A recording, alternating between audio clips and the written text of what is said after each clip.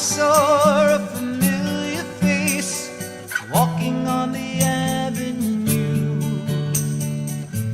Both surprised by the way we looked. The years had changed us too. We smiled and both embraced.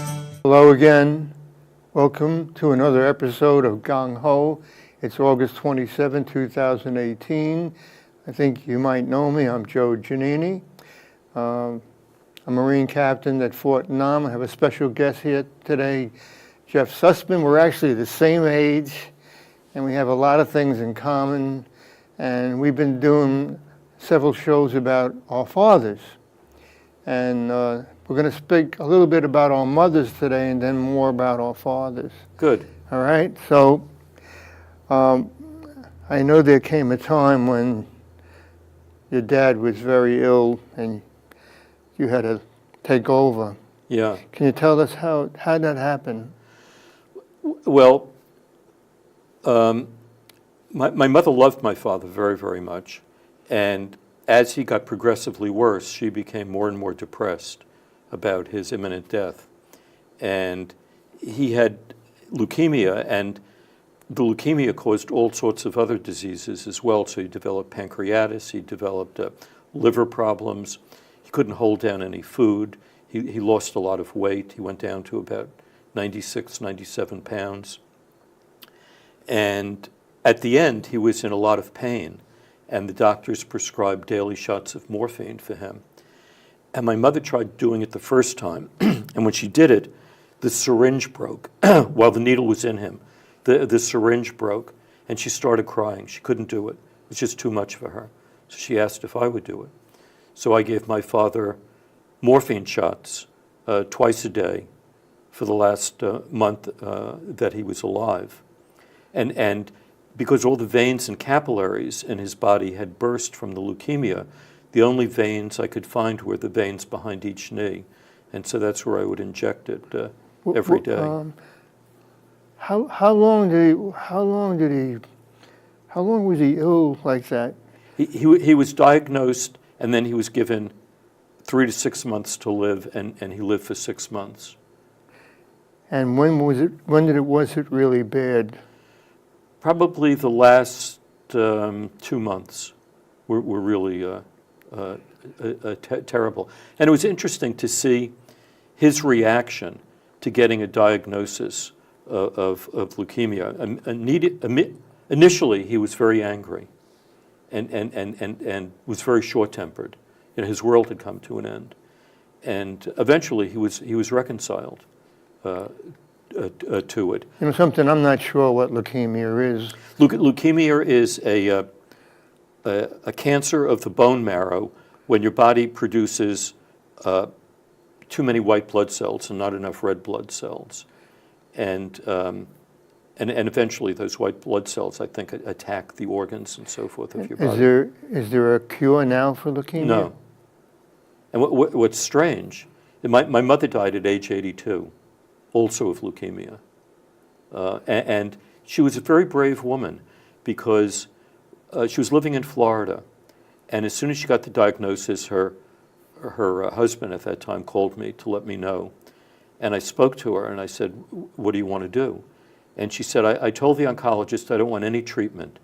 I just want to die because I don't want to suffer the way your father suffered with all those treatments that didn't do anything. They just prolonged his life and made him suffer more and more and more. She said, "I'm just going to die and I'm just going to let it happen." And she did. She was very brave, I thought. So she was diagnosed, and then how much? She also lasted about 6 months. But did she get very? Not the same way my father did. Did she wind up in a hospital? She had hospice care at home, and she just died peacefully. But not without the pancreatitis, the liver ailments, the broken blood vessels, the skin eruptions, and all the things that happened to my father. How did she react to your father's death? She had a nervous breakdown afterwards, and found it very difficult to cope. And you know, my parents were married. Well, my father met my mother when he was 20 and she was 16. And they met at a picnic.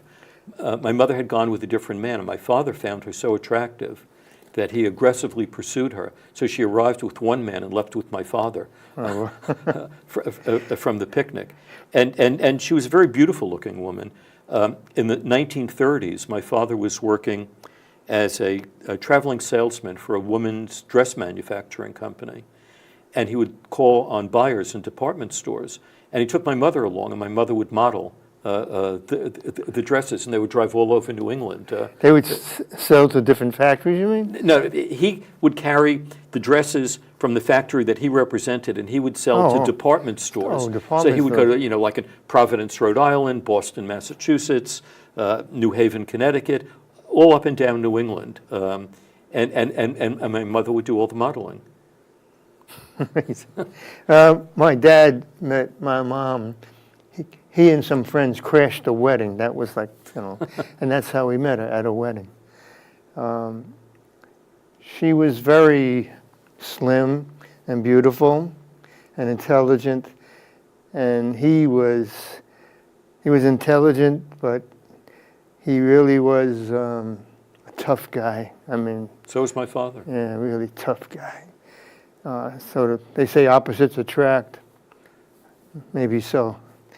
But when my father was dating my mother, she was too young to get married, and they secretly got married when she was not yet 17, and they lived apart in their separate homes. And then when my mother turned 18, they legally got married. But before that, the first time my father went to call on my mother, his father, my mother's father, didn't like my father. He thought he was good for nothing, and he came up the stairs into my grandparents' home, and my grandfather threw him down the stairs. you got to like him, though, I right? did get to like him very, very much, yeah. And my father was very, very good to his in-laws, really good to them. Trying to think of something. Did I tell you about? I know I told the audience and you about my dad got very, and I call it ill or sick while he was in the service, and From the infection, yeah. got an infection in the brain, and that almost killed him. And my mom was pregnant with me at the time, and she got a telegram from the Army, said to come out there. He was in the 9th Armored Division over there, Right. 9th Armored Division. But her father wouldn't let her go because he said, it's better that one dies than one survives. So, anyhow. After my father died, my mother gave me an entire shoebox full of letters that he had written to her while he was in the Army Air Corps. And I still have those letters. They're addressed to my mother and to me as a little baby. When was the last time you read them? Oh, I read them every once in a while. Probably about 2 years ago, I think, was the last time. That's incredible. You could write a book about that. Yeah, the letters are just wonderful. Wow. That's really a connection. Yeah. Yeah. I wrote home a lot when I was in the Marine Corps, and especially to my parents.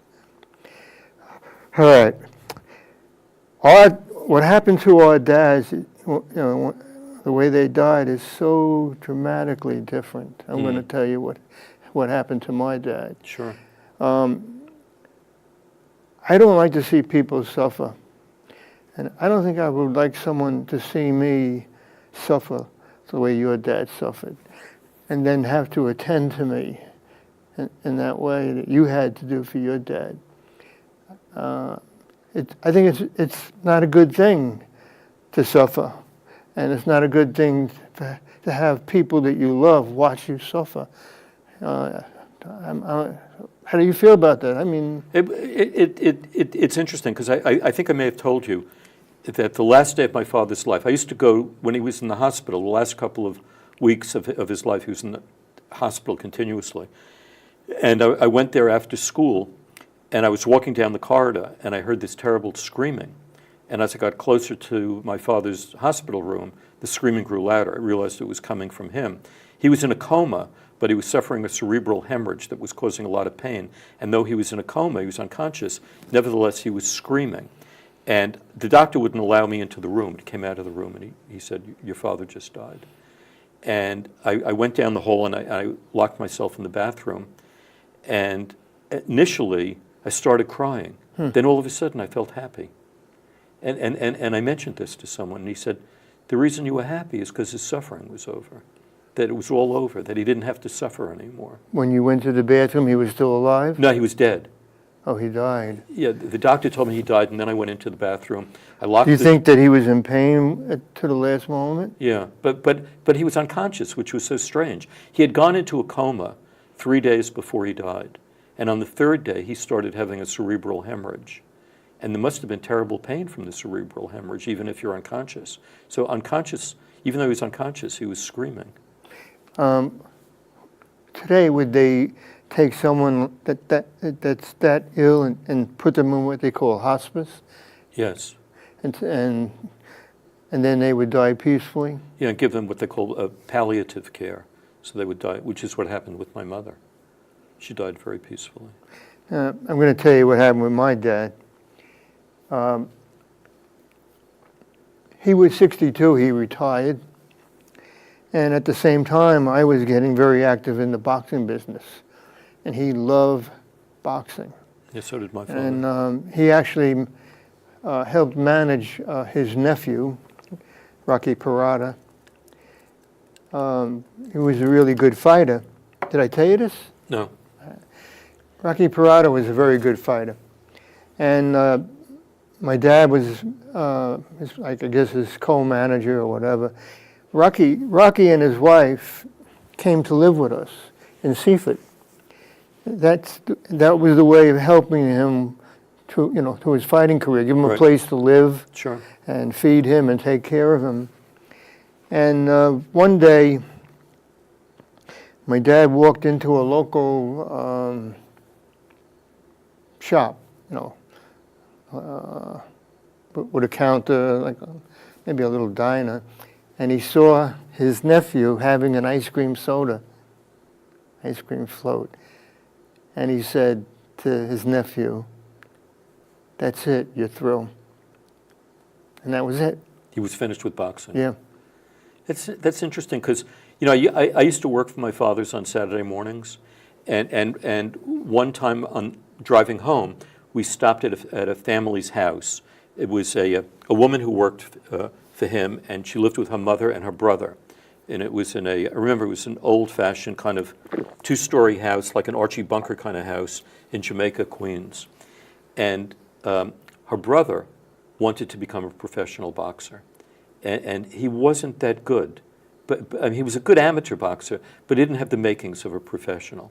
And while we were there, my father tried to talk him out of having a boxing career. He said, "Don't do it." He said, you just get your brains battered in, and you won't make it any place. He said, maybe only 1 out of 1,000 people who want to be professional boxers actually make it and rise to be champions. Well, with Rocky Parada's, his problem was his wife. It was obvious that she wasn't happy with him wanting to be, go on as a professional fighter. She didn't want him to do that. That's a big problem when your wife doesn't want you to be a fighter. Well, that happened to you, right? Anyhow, so early on, like 5, 6 years old, I was hanging out with my dad and hanging out with him, going to gyms and meeting fighters. But later on, when he was 62 and I was 39, I was really I got into the fight business. Did I tell you how we did that about, I don't know. Tell me again. I don't remember. About representing a fighter in court, and he, a fighter who started out as a client and then you managed him, is that? Yeah. Anyhow, he retired and he loved boxing, so I said, come work for me. I put him on salary. So we were spending a lot of time together. It's actually the beginning of the 80s, I guess. He would, meet me at Gleason's almost every day. We would travel together to fights. My fighters were fighting in different jurisdictions. And he would come over to Madison Square Garden with me and talk with Harold Weston. He was the matchmaker. My dad was terrific. And anyhow, by this time, me and Nikki were living in downtown Brooklyn in a big, beautiful brownstone. I was doing very well.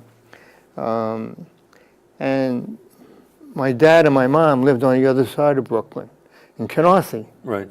And we lived in downtown Brooklyn. So that's, no matter how you want to go, it's a haul. You got to go cross town, or you got to go around on the belt. So my mom called up on a Tuesday night, and she said, "Why don't you come over for dinner?" Which was, she hadn't done this in a long time. And I said, "Okay, we'll go." Me and my wife, Nikki. So we went over for dinner. And we're sitting at a table, the table was rectangular like this. My dad was sitting at the head of the table. And I was sitting very close to him. And my wife and my mom. And we were just talking, right? And he was just talking about how much he hated Nixon. And then, mid-sentence, he just fell off the chair to his left. And he was dead before when I went over to him, he was dead. Quick and painless. Nothing. I mean. And very fortunate in many ways. So I knew he was dead, but I tried to do something. I tried to resuscitate him, but I knew he was dead. My mother, started screaming. My wife started screaming. I was very calm. I didn't cry or anything because I sensed that this is the way to go. And Absolutely. You're sitting with your son and your wife and your son and your daughter-in-law, and you're talking to them, and lights out. Terrific. I hope that's how I go. So after a nice good meal, I just keel over and die. Yeah. Wonderful. Tuesday nights were called leftover nights. My mom would always make sauce on Sundays, and then we would have it again on Tuesdays. For some reason, the leftovers taste better than They always do. They always do. So anyhow, that's what happened. It's like, the good thing is that we had spent a lot of time together for about 2 years before he actually died. So we were very close, very good friends, and there's one more thing, though. After he died, I told my wife, I said, I knew he was going to die soon. She said, "What?" I said, he went over to Madison Square Garden with me recently to meet Harold Weston. Me and Don Turner and him talk about a fight for Mike McCallum. Weston wanted to set up a fight with Roberto Duran and Mike McCallum. Really? Mike McCallum was my fighter. How would he have done against Roberto Duran? He would have killed him. Really? Because, Roberto Duran was not at his peak anymore. So, anyhow, we're walking back, and we're going from Madison Square Garden to Gleason. It's only a few blocks, and I'm walking along talking to Don, and I realized my father's not with us. And I turned around and I looked back, and he's about 30 feet behind us, and I knew. He was out of breath, probably, having a hard time breathing. I knew by the way he was walking that something very bad, and I had the premonition that he was going to die soon. Huh. Isn't that interesting? And he did. Huh. And Mike McCallum wouldn't fight Roberto Duran. Why? He was scared of him. I said, and I tried to convince him. I said, "Mike, you beat him. You beat him so easy." What year was that? My dad died in 82. It might have been around 82. Oh, so Duran had kind of gone down. Duran was making a comeback. Yeah. But he was coming back at 154. Now, he was a lightweight. I don't want to talk too much about him, but he was making a comeback. I said, now's the time to take him on, because he's going to get better and better as he goes on. Sure. So he fought this guy who was nobody, Duran, and the guy beat him. Really? And then Duran kept going and got better and better and better, and he wound up winning another championship at 154. But Mike McCallum could have fought him and beat him. It would have made a name for himself, too. He would have been, I mean, He a could have star. become a contender. Well, he went on to win the title, but beating Duran would have been such an incredible thing. Sure. All right, anyhow, what else? I went through a period in my early teenage years where I was something of a delinquent, and I quit school in the 8th grade. I decided I wasn't going to school anymore. And You quit? You actually quit school? I quit school in the 8th grade. And my father was very pissed off about this, tried every which way to get me to go back. And I wouldn't. So he bought an encyclopedia. And every week I had to read a volume of the encyclopedia until I would go back to school. And finally, I did go back to school. But he sent me to a private school. And I was it was a very kind of preppy private school, and I was a teenage delinquent. I didn't want any part of this, and so I was getting suspended all the time, and because of that, I wasn't studying, so I was getting terrible grades. And when I would get a report card, my father would beat the crap out of me, and so I was for 2 years I had a very, very bad relationship with him, and then.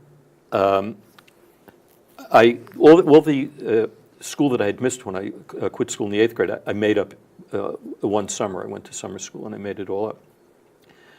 By the time I was in the 10th grade, I was doing terrifically, and my father was becoming more and more pleased with me. And by the 11th grade, I became an honor student. Oh my God. And my father was delighted. Our whole relationship changed, from one of antagonism and aggression to one of approval and pride. And it was towards the end of the time I was in the 11th grade that he died. And I remember, we became pals again. And I remember he was in a semi-private room in the hospital, and before I left, I gave him a kiss on the cheek, and he seemed a little embarrassed about that. And he looked over at the guy who was in the bed next to him and sort of nodded and smiled, that my son would do this kind of thing. But by then I had redeveloped a friendship with him, and once again he became the most important man in my life. Education was a big thing with my family. Same with my especially father. my dad. If I didn't come home with a good report card, he wouldn't beat the shit out of me, but he would punish me somehow, like you can't drive, or you can't work out, you gotta, he would do something to me. And I came around, and he told me, I was in my senior year, he said, if you get A's, I'll buy you a car. I did it. I got the A's. He had to buy me a car. I remember one time when I got straight F's on everything. My father took me into the basement and gave me a spanking like you wouldn't believe. And then afterwards he said, this hurts me more than it hurts you, he said. I said, you're full of shit. It hurts me a lot more than it hurts you. Well, my dad, he never beat us. Once in a while, he took out a strap and hit us. He had remember those straps the barbers had? Oh, sure. He never hit us with his hand. And he never hit me with a hand. It was always with a strap. We're coming to the end again. My dad was always sort of pushing me. When I became a lawyer, he wanted me to go into private practice right away. But I worked for legal aid a couple of years, and then I went out. I was actually, I worked for legal aid, and I worked there without being admitted to the bar. You could at legal aid. Then I got admitted in '74, and I went out in '75 on my own. And my dad took me to a place called House of Jacks. And he bought me this suit. Was that in Brooklyn? Yeah. He bought me this suit. And it's an incredible suit. In 1975, the wide lapels. I felt the material. It's really very thick. It feels beautiful. Yeah, he believed you get what you pay for. So he was like, you know, you dress really good. When the first time you meet a man, look at his shoes and tell you something about him. So, in fact, he got me my first murder case. I'll talk about that some other time. But he called me up and he said, "I have a case for you." And I said, "What kind of case?" And he said, "A murder case." I said, "Dad, I'm not ready to do a murder." And he said, "Yes, you are." And then my mom would come to every one of my trials. Oh, nice. Or almost everyone. Every time she came, I got an acquittal. Every time she came, I got an acquittal. Wonderful. Yeah. She must have been very proud of you. My dad never got a chance to see me on trial. I would just call him up. He'd be working. I said, "Dad, I got an acquittal." All right. So that was your first trial as a criminal defense lawyer? Yeah. On my own. On your own. Private practice, yeah. It was my first murder case. And it was really an indication of how bad things were. I'm talking about inside the so-called criminal justice system. Now I call it the criminal injustice system. And I should have realized back then. Anyhow, that's it. We did it. My pleasure. Yeah. Wonderful. Old time. Where have my old friends gone?